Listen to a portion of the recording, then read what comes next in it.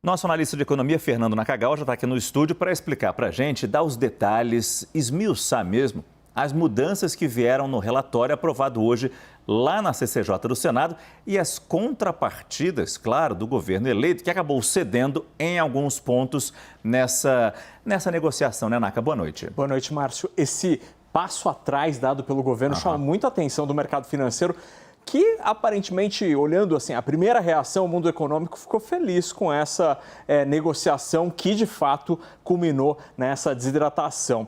O Theo trouxe vários detalhes, mas a gente preparou uma tela aqui, uma coisa gráfica, para entender como é que, de fato, funciona esta história de teto e o novo teto que foi aprovado. Então, para 2023, Márcio, o orçamento brasileiro tem, grosso modo, mais ou menos 1 trilhão e 800 bilhões de reais em gastos autorizados dentro do teto, sem qualquer tipo de alteração. O que foi aprovado, pelo menos agora, na CCJ, é uma diferença de 145 bilhões a mais neste teto. Então, a casinha ganhou uns centímetros a mais de gasto público. E aí tem essa chaminézinha aqui, que é um ponto muito importante. Por quê?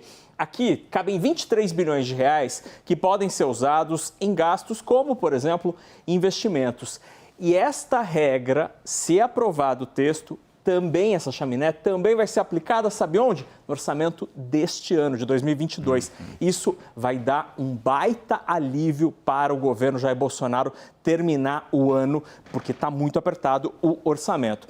Esta aprovação deste texto teve contrapartidas. Na próxima tela, a gente tem as duas principais delas, Márcio.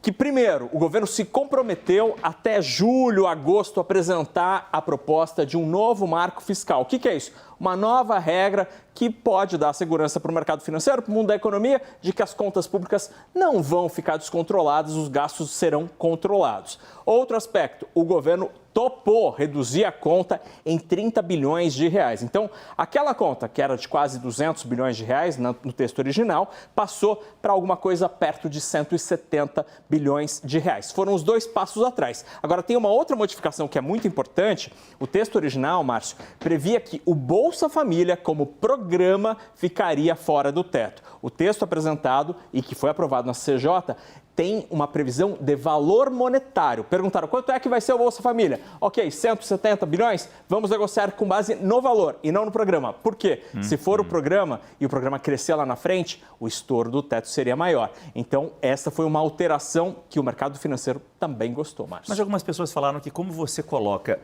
um novo teto a partir de mudanças que, por exemplo, mais beneficiários, novos beneficiários do Bolsa Família não conseguiriam ser colocados nesse novo teto. Sim, é verdade. Isso é verdade? Isso é verdade. E aí, nessa situação, como que o governo teria de fazer? Se for preciso, por exemplo, aumentar o número de famílias no ano que vem no programa, ele teria de cortar gastos dentro deste universo do teto para conseguir encaixar a conta. Por isso que o mundo da economia gostou dessa alteração. Tira o programa e coloca o valor do programa. Força a uma economia, se você quiser incluir mais gente no programa, no benefício. Perfeito, exatamente. Obrigado, Fernando Nakagawa.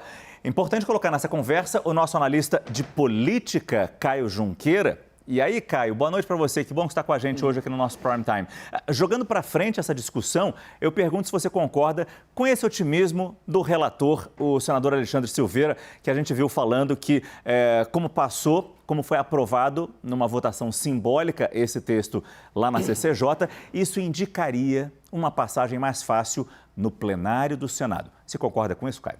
Márcio, boa noite a todos. Márcio, pelo que eu captei aqui, eu conversei com alguns senadores antes de entrar aqui no Prime Time, eu senti que sim, que o relator está certo, que o texto caminha sim para ser aprovado nos mesmos moldes de que foi aprovado na Comissão de Constituição e Justiça, ou seja, que a oposição, né, isso é um dado muito curioso também, né, Márcio, que a gente está falando de oposição em situação, mas o governo não virou ainda, mas a oposição, que seria no caso a PEC, que está sendo capitaneada, por exemplo, pelo líder do atual governo, ou seja, pela situação, não estaria conseguindo levantar ali angariar todos esses votos, né? Para aprovar uma mudança no plenário, é preciso que haja um apoiamento também de 3/5 dos senadores, estamos falando de 49 senadores. Então, estaria havendo ali, nessa intermediação entre a aprovação da CCJ e essa negociação para a votação no plenário, uma certa dificuldade de conseguir obter os 49 votos. Então, do que eu senti aqui,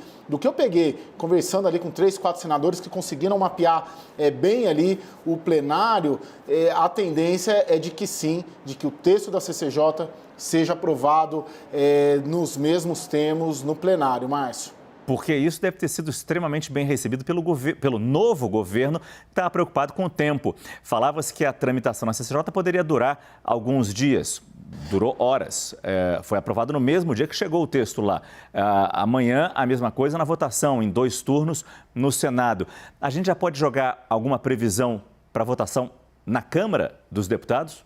Márcio, tendo em vista que não pode haver grandes mudanças para o novo governo nesse texto na Câmara, porque não há tempo para que isso ocorra, né? Esses textos aí precisam ser aprovados, a PEC precisa ser aprovada, se eles pretenderem, de alguma maneira, enfiar isso na lei orçamentária anual do ano que vem, precisa aprovar sem qualquer drible ali nesse prazo. Então, a ideia, sim, de que nessa construção do texto já houve ali um aval do próprio presidente da Câmara, Arthur Lira, da base ali na Câmara dos Deputados, porque é muito difícil. Claro, mas como a gente está vendo ali esse zum, essa operação política do líder do governo Bolsonaro no Senado, por exemplo, Carlos Portinho, do filho do presidente Jair Bolsonaro, o senador Flávio Bolsonaro, tentando mudar, tentando diminuir esse tamanho, e até alguns senadores também que não são alinhados ao governo, como Tasso Gereissati, como Oriol Visto Guimarães, tentando reduzir o tamanho desse impacto fiscal. A tendência, claro que tudo pode mudar, a gente vê como que estava o texto de manhã, como que saiu o texto da CCJ, a tendência é de que sim consiga aprovar. Governo novo, Márcio, acaba tendo ali, atraindo, né? A política se move muito pelo senso de onde está o poder, e hoje o poder está no governo novo, não está no Palácio do Planalto nem no Palácio da Alvorada, está no CCBB, onde está sediado ali o governo de transição, e a base, né, a política, o establishment político passa a atender os desejos ali e a operação política que vem do governo novo, não do governo atual. Obrigado, Caio Junqueira. Até daqui a pouco.